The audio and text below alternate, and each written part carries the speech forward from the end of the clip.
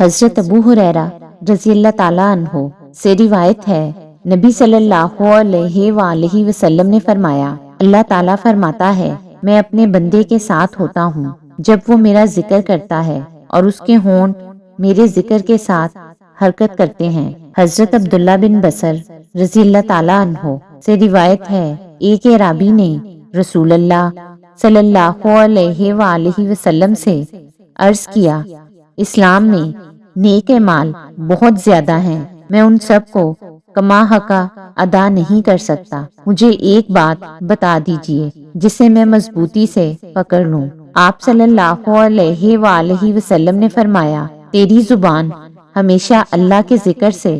تر رہے۔ حضرت ابو ہریرہ اور حضرت ابو سعید رضی اللہ تعالیٰ عنہ سے روایت ہے، نبی صلی اللہ علیہ وآلہ وسلم نے فرمایا، جو لوگ بھی اللہ تعالیٰ کا ذکر کرنے بیٹھتے ہیں انہیں فرشتے گھیر لیتے ہیں اور ان پر رحمت چھا جاتی ہے اور ان پر سکینت نازل ہوتی ہے، اور اللہ تعالیٰ ان کا ذکر ان فرشتوں میں فرماتا ہے جو اس کے پاس ہوتے ہیں۔